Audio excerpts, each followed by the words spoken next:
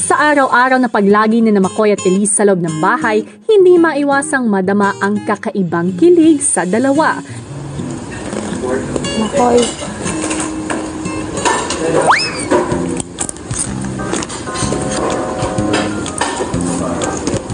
Makoy.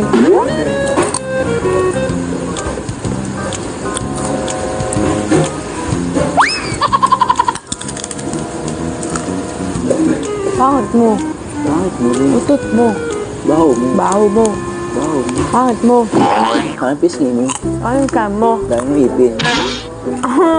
Alit ng ngipin mo. O bakit ako yun? Alit ng ngipin mo. Masyado maliit. Parang daga.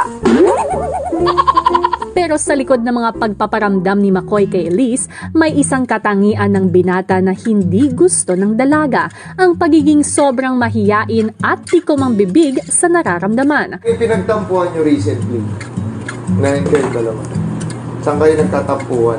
Pagkalabas pa lang namin ng bahay dito, after nung celebrity edition, di siya nagparamdam na.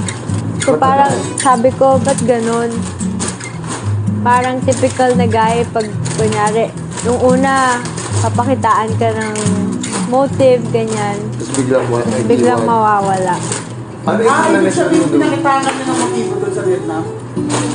Siguro ano lang ako. Hopya. O hindi ah. Ito. Hindi, ano Hindi kayo mo siya na? pinakitaan. Makoy. Pinakitaan ko nga siya, pero di siya opya. Ibig sabihin nga, pinakitaan. Pero bakit naramdaman ni Elise na umiiwas ka? Sinadya mo ba talaga na umiiwas?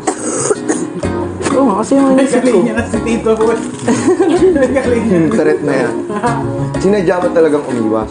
Yung masadya, parang go with the flow pa rin noon. Parang, Bakit naramdaman ni Elise na parang... siguro nga nagka-misunderstanding. Kasi hindi kayo nag-uusap. Misunderstood. Yun ang problema. Yun doon. ang